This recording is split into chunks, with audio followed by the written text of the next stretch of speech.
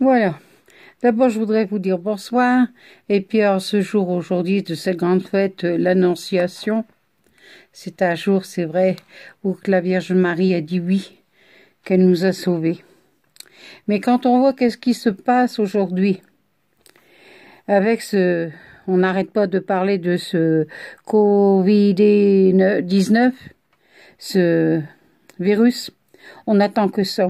Alors, vous voyez, les gens, ils sont complètement perdus.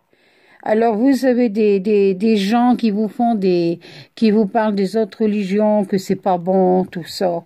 Mais ça, c'est faux.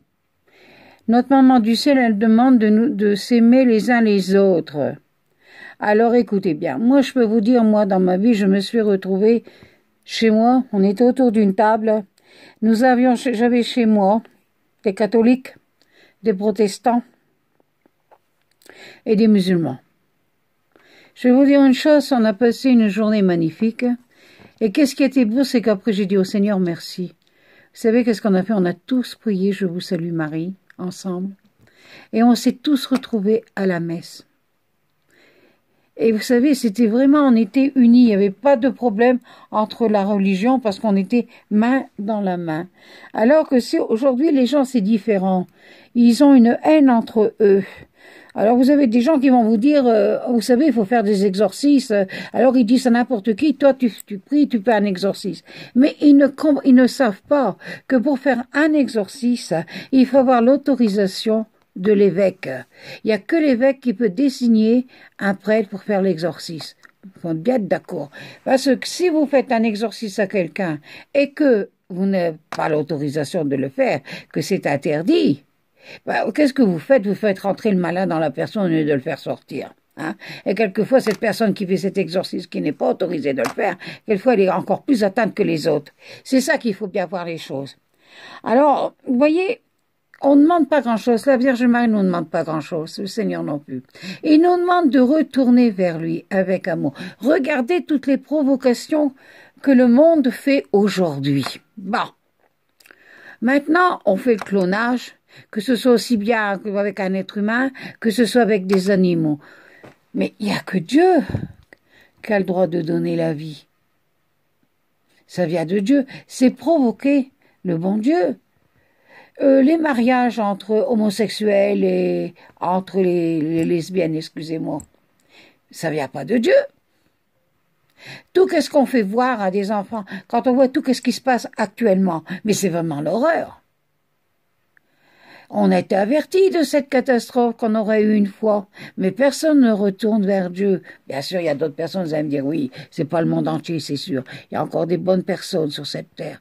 Mais regardez, qu'est-ce qu'il nous demande, le bon Dieu? C'est de nous humilier, de retourner vers lui avec un cœur repentant et de demander pardon, de lui demander pardon, de s'humilier.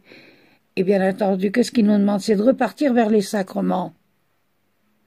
Alors écoutez, que vous soyez catholique, vous savez quel est le sacrement que vous avez à faire, le sacrement de la pénitence, le sacrement de la réconciliation.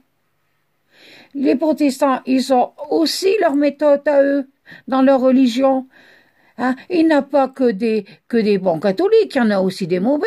Il n'y a pas que, il y a des bons protestants, il y en a aussi qui sont pas, c'est pas en air. Oh non, vous avez des musulmans qui sont très bien, comme vous en avez d'autres qui sont autrement. Mais non, aujourd'hui le monde met tout le monde dans le même sac.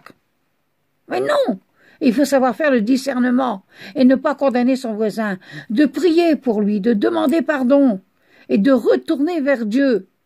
Alors vous me dites avec ce virus, mais reprenez votre Bible. Bon, je vais vous donner, j'ai ça, prenez votre Bible et lisez votre Bible. La laissez pas dans le placard ou à une décoration dans la maison. Vous avez le catéchisme, il y a le livre Le Catéchisme, on s'en sert quand on est jeune et puis après on le regarde plus. Il est mis dans les oubliettes.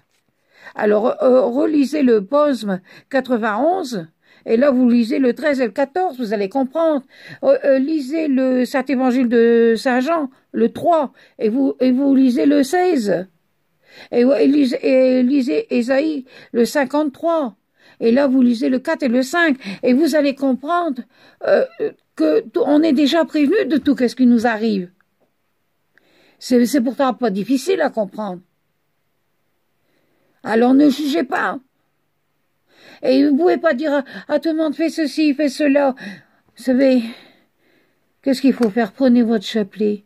Si vous ne savez pas le faire, si vous ne savez pas dire je vous salue Marie, vous disiez simplement, maman, je vous aime. Ou bien, Jésus, je te demande pardon. Mon Dieu, je vous demande pardon. Vous pouvez répéter ça plusieurs fois. C'est pas tout le monde qui peut dire le chapelet. Mais repentissez-vous, demandez pardon, humiliez-vous. Et vous verrez qu'il y aura beaucoup de changements. Premièrement, vous allez vous sentir beaucoup mieux. Parce que vous avez pardonné, déjà de une, que vous vous réconciliez avec le Seigneur. Hein? Vous allez me dire, aujourd'hui, on n'a plus de messe. Oui, je suis entièrement d'accord avec vous. Mais on peut regarder la messe à la télévision. Vous pouvez le regarder sur YouTube. Vous allez me dire, mais on ne peut pas communier.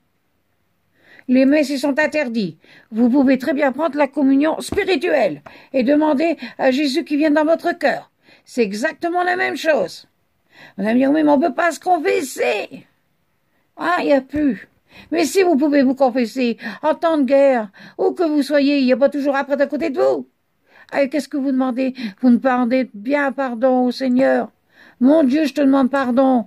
Vous parlez avec le cœur ouvert et vous dites votre acte de contrition. Et si vous ne le savez plus, votre acte de contrition, ben reprenez un livre de prière. Et vous pouvez très bien trouver sur Internet cette prière de l'acte de contrition. Et je confesse à Dieu. Me dites pas aujourd'hui tout est possible, si on veut. D'ailleurs, c'est tellement moderne, on trouve tout maintenant. Alors moi, si je trouve, pourquoi vous trouvez pas? C'est ça qu'il faut voir. Alors réagissez et demandez pardon à Dieu. Humiliez-vous et remettez-vous dans les sacrements de l'Église. Alors là, vous verrez que ça ira beaucoup mieux. Voilà. Je vous remercie de m'avoir écouté. Je vous bénis, je prie pour vous. Et je souhaite toutes les grâces. Et je prie pour toutes ces personnes qui sont décédées de ce virus. Parce que vraiment, c'est dur, c'est triste. On ne veut pas perdre les siens. Mais réfléchissez-vous, mettez-vous en ordre, et vous verrez, vous sentirez mieux. Et priez pour vos morts. Priez pour eux. Surtout ne les oubliez pas. Réfléchissez qu'après la mort, c'est pas fini. Voilà, je vous remercie. Bonsoir, que Dieu vous bénisse, la très sainte Vierge Marie et Saint Joseph. Au revoir.